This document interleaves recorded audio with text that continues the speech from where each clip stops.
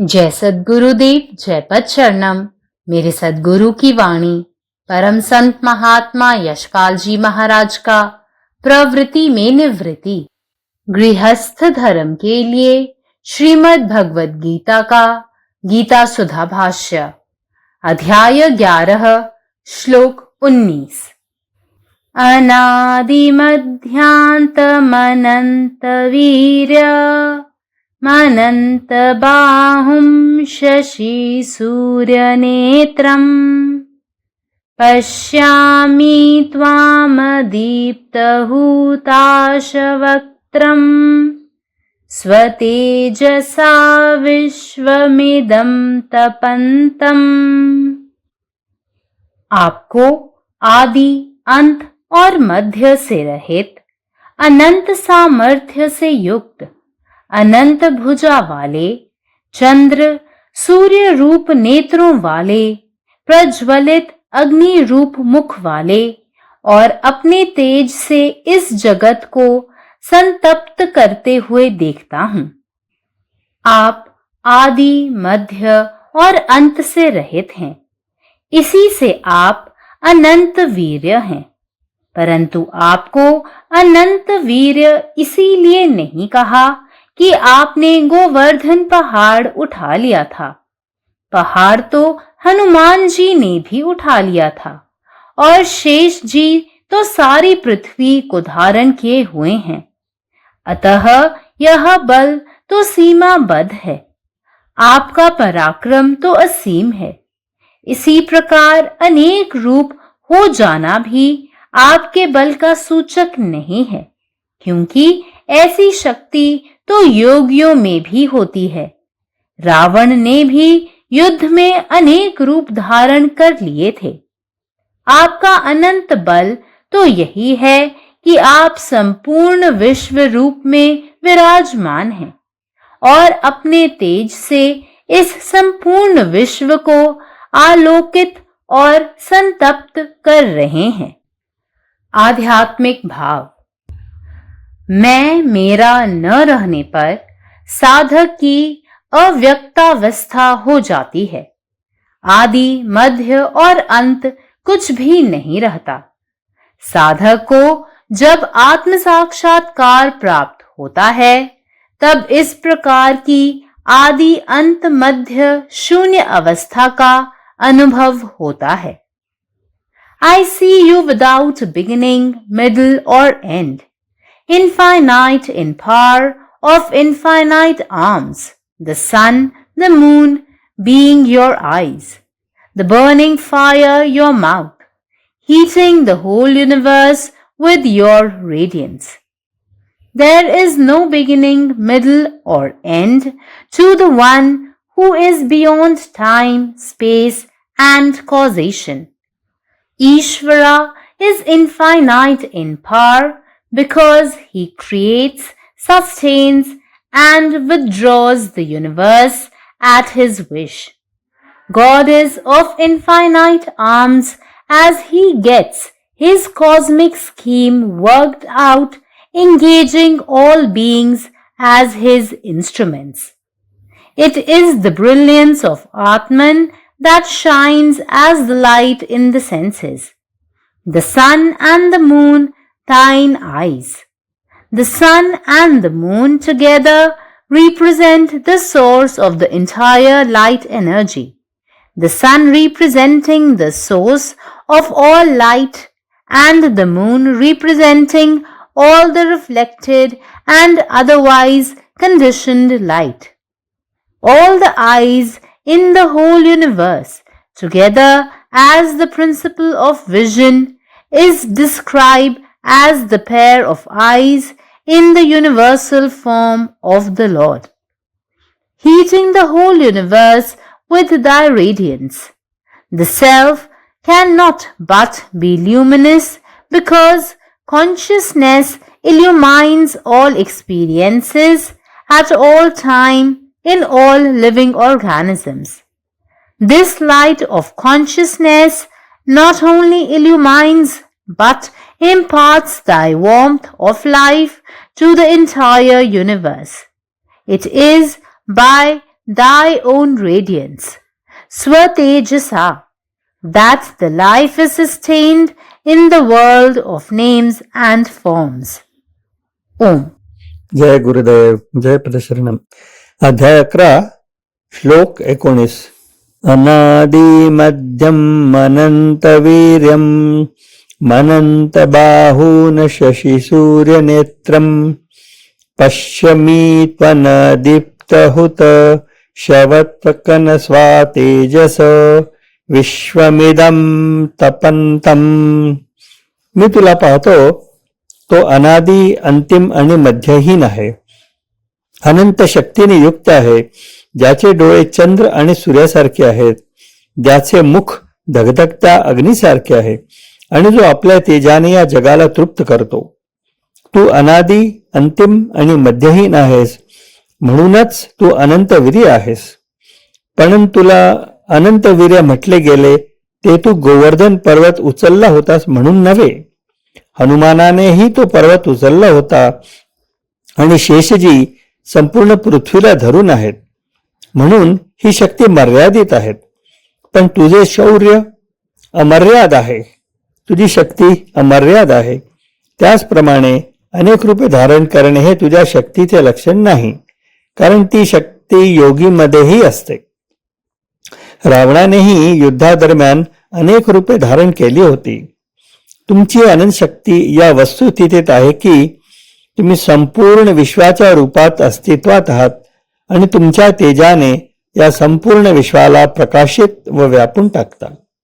आध्यात्मिक भावना. जेव्हा मी आणि माझे हे नाहीसे होते, तेव्हा साधक अव्यक्त अवस्था प्राप्त करतो. त्याला आरंभ, मध्य किंवा अंत नसतो. जेव्हा साधकाला आत्मसाक्षात्कार प्राप्त होतो, तेव्हा आरंभ, अंत आणि शून्यता असलेल्या या अवस्थेचा अनुभव येतो. मी तुम्हाला आरंभ, मध्य किंवा अंत नसलेले, सामर्थ्याने अनंत बहु असलेले पाहतो. सूर्य आणि चंद्र तुमचे डोळे आहेत. तुमच्या मुखातील प्रज्वलित अग्नी तुमच्या तेजाने संपूर्ण विश्वाला तापवत आहे. जो काल, अवकाश आणि कार्यकारण भावनाच्या पलीकडे आहे, त्याला आरंभ, मध्य किंवा अंत नाही. ईश्वराच्या सामर्थ्याने अनंत आहे, कारण तो आपल्या इच्छेनुसार विश्वाची निर्मिती, पालन पोषण आणि संहार करतो. ईश्वर अनंत बाहूचा आहे, कारण तो सर्व जीवांना आपली साधने बनवून आपली वैश्विक योजना साकार करतो. इंद्रियामध्ये प्रकाश म्हणून चमकणारी ती आत्म्याचीच प्रभा आहे. सूर्य आणि चंद्राला बारीक डोळे आहेत. सूर्य आणि चंद्र मिळून संपूर्ण प्रकाश ऊर्जेचा स्रोत दर्शवितात. सूर्य सर्व प्रकारचा स्रोत, तर चंद्र सर्व परावर्तित आणि इतर प्रकारे सगुण प्रकाश दर्शवितो. संपूर्ण विश्वातील सर्व डोळे एकत्रितपणे दृष्टीचे तत्व म्हणून भगवंताच्या विश्वरूपातील डोळ्यांची जोडी म्हणून वर्णन केलेले आहे. तुझ्या तेजाने संपूर्ण विश्वाला उष्णता देणारा आत्मा तेजस्वी असल्याशिवाय राहू शकत नाही, कारण चैतन्य सर्व सजीवामधील, सर्व काळातील सर्व अनुभवांना प्रकाशित करते. चैतन्याचा हा प्रकाश केवळ प्रकाशितच करत नाही, तर संपूर्ण विश्वाला तुझ्या जीवनाची ऊब देतो. तुझ्या स्वजतेशामुळेच नाम आणि रूपाच्या जगात जीवन टिकून राहते. जय गुरुदेव. जय पदशरणम. గీతా సుధ అధ్యాయం 11 విశ్వరూప సందర్శన యోగము శ్లోకం 19. అనాది మధ్యాంతం అనంత వీర్యం అనంత బాహుం శశిసూర్య నేత్రం పశ్యామి త్వాం దీప్త హుతాస రక్తం స్వతేజస విశ్వామిదం తపంతం. మీరు ఆది మధ్య అంతము లేనివారు, అనంత సామర్థ్యం గలవారు, అనంత భుజాలు గలవారు, చంద్రుడు సూర్యుడు నేత్రములుగా గలవారు, ప్రజ్వలించుచున్న అగ్ని ముఖముగా అంటే నోరుగా గలవారు, తమ తేజముతో ఈ జగత్తును తప్పింపజేస్తూ ఉండుట చూస్తున్నాను. మీరు ఆది మధ్య అంతము లేనివారు, అందుచేత తమరు అనంత బలవంతులు. అయితే మీరు గోవర్ధన పర్వతాన్ని ఎత్తారని మిమ్మల్ని అనంత వీర్యులోని అనలేదు. పర్వతములైతే హనుమాన్జీ కూడా ఎత్తారు. అయితే ఆదిశేషువు కూడా సమస్త భూమండలాన్ని శిరస్సుపై ధరించి ఉన్నాడు. అందుచేత ఈ బలము హద్దులు గలది, తమ పరాక్రమం హద్దులు లేనిది. ఇదే విధంగా అనేక రూపములను ధరించి ఉన్నా కూడా అవి మీ బలానికి గుర్తులు కావు. ఎందుకంటే అటువంటి శక్తి యోగులకు కూడా ఉంటుంది. రావణుడు కూడా యుద్ధంలో అనేక రూపములు ధరించాడు. మీరు సంపూర్ణ విశ్వరూపములో విరాజిల్లుచున్నారు. అయితే మీ అనంత బలము, అదే మీ తేజముతో ఈ సమస్త విశ్వాన్ని ప్రకాశింపజేస్తున్నారు మరియు తప్పింపజేస్తున్నారు. ఆధ్యాత్మిక భావము, నేను నాది లేకపోవట వలన సాధకునికి అవ్యక్త స్థితి కలుగుతుంది. అటువంటి స్థితిలో ఆది మధ్యాంతములు లేవి కూడా అతనికి ఉండవు. సాధకునికి ఆత్మసాక్షాత్కారం కలిగినప్పుడే ఈ విధమైన ఆది మధ్య అంతము లేని స్థితి యొక్క అనుభవం కలుగుతుంది. పరమాత్మ నీవే ఉన్నావు, నీ ఇష్టమే నెరవేరాలి. జై సద్గురుదేవ్, జై ప్రసరణం. സദ്ഗുരുവിന്റെ സന്ദേശം. അധ്യായം 11, ശ്ലോകം 19. അനാദിമദ്യാന്തമനന്തവീര്യമനന്തബാഹൂം ശശിസൂര്യനേത്രം പശ്യാമി ത്വാം ദീപ്തഹുദാശവക്ത്രം സ്വതേജസാ വിശ്വമിദം തപന്തം. അങ്ങയെ ഞാൻ ആദിയും മധ്യവും അന്ത്യവുമില്ലാത്തവനായി, അനന്തമായ ശക്തിയുള്ളവനായി, അനന്ത ഭുജങ്ങളുള്ളവനായി, ചന്ദ്രനും സൂര്യനും നേത്രങ്ങളായവനായി, ജ്വലിക്കുന്ന അഗ്നി പോലെയുള്ള മുഖമുള്ളവനായി, സ്വന്തം ദിവ്യ തേജസാൽ ഈ സകല വിശ്വത്തെയും പ്രകാശിപ്പിക്കുകയും ഉഷ്ണമാക്കുകയും ചെയ്യുന്നവനായി കാണുന്നു. അങ്ങേക്ക് ആദിയും മധ്യവും അന്ത്യവുമില്ല. അതുകൊണ്ട് തന്നെയാണ് അങ്ങ് അനന്തവീര്യനായത്. എന്നാൽ അങ്ങേ അനന്തവീര്യൻ എന്ന് പറയുന്നത് അങ്ങ് ഗോവർദ്ധന പർവ്വതം ഉയർത്തിയതുകൊണ്ട് മാത്രമല്ല, പർവ്വതം ഹനുമാൻ സ്വാമിയും ഉയർത്തിയിട്ടുണ്ട്. ശേഷനാഗൻ മുഴുവൻ ഭൂമിയെയും താങ്ങി നിർത്തുന്നവനുമാണ്. അത്തരം ബലം പരിമിതമാണ്. എന്നാൽ അങ്ങയുടെ പരാക്രമം അതിരുകളില്ലാത്തതാണ്. ആത്മീയ ഭാവം. ഞാൻ, എന്റെ എന്ന ഭാവം ഇല്ലാതാകുമ്പോൾ സാധകൻ അവ്യക്താവസ്ഥയിലെത്തുന്നു. അവിടെ ആദിയോ മധ്യമോ അന്ത്യമോ ഒന്നും അവശേഷിക്കുന്നില്ല. സാധകന് ആത്മസാക്ഷാത്കാരം ലഭിക്കുമ്പോൾ ആദി മധ്യം അന്തം എന്ന എല്ലാ പരിധികളും ഇല്ലാതായ ആ അവസ്ഥയെ അദ്ദേഹം നേരിട്ട് അനുഭവിക്കുന്നു. പരമാത്മാവ് നീ തന്നെ, നിന്റെ ഇഷ്ടം പൂർണ്ണമാകട്ടെ. ജയ് സദ്ഗുരുദേവ്, ജയ് പതിശരണം. अनादि मध्यांत मनंत वीर्य मनंत बाहुम शशि सूर्य नेत्रम पश्यामि त्वाम दीप्त हुता शवक्त्रम त्वतेजसा विश्वमिदम तपंतम. हे प्रभु, हम यहाँ के आदि मध्य अंत से रहित, अनंत सामर्थ्य से संपन्न, असंख्य भुजा वाला, चंद्र और सूर्य रूप नेत्रधारी, प्रज्वलित अग्नि समान मुख वाला, अपन दिव्य तेज सँ संपूर्ण जगत के प्रकाशित आ संतप्त करैत देखैत छी. अहाँ आदि मध्य आ अंत सँ रहित छी. एहि कारण अहाँ वास्तव में अनंत वीर छी. मुदा अहाँ के अनंत वीर एहि कारण नहीं कहल जाइत अछि जे अहाँ गोवर्धन पर्वत उठौने छलहुँ. पर्वत तऽ हनुमान जी सेहो उठौने छथि, आ शेषनाग तऽ संपूर्ण पृथ्वी के धारण करता मानल जाइत छथि. एहि प्रकार के बल सीमित अछि, मुदा अहाँक पराक्रम आ सामर्थ्य असीम अछि. अहिना अनेक रूप धारण कऽ लेब सेहो अहाँक वास्तविक सामर्थ्य के प्रमाण नहि अछि. किएक तऽ एहन सिद्धि तऽ अनेक योगी सब में सेहो पाओल जाइत अछि. रावण सेहो युद्ध काल में अनेक रूप धारण केने छल. अहाँक वास्तविक अनंत बल ई अछि जे अहाँ संपूर्ण विश्व रूप में सर्वत्र विराजमान छी. अहाँ अपन दिव्य तेज सँ संपूर्ण विश्व के प्रकाशित करैत छी, आ ओहि तेज सँ संपूर्ण सृष्टि के ऊर्जित आ सजीव रखने छी. जखन साधक के भीतर सँ हम आ हमर केर भाव पूर्ण रूपेण समाप्त भऽ जाइत अछि, तखन ओ अव्यक्त अवस्था के प्राप्ति करैत छथि.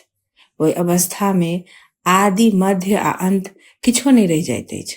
जखन साधक के आत्म साक्षात्कार प्राप्त होइत छनि, तखन ओ एहि प्रकार के आदि मध्य अंत शून्य अवस्था के प्रत्यक्ष अनुभव करैत छथि. अखिल भारतीय संत मत सत्संग, पंजीकृत दिल्ली, मुख्यालय B20 CC colony, Rana Pratap Bagh के सामने, दिल्ली. सत्संग आश्रम संत यशरूप तपोभूमि परिसर, अनंगपुर, जिला फरीदाबाद, हरियाणा। हमारे साथ जुड़ने और राष्ट्रीय व अंतर्राष्ट्रीय सत्संग कार्यक्रमों की विस्तृत जानकारी पाने के लिए दिए गए QR कोड को स्कैन करें। धन्यवाद।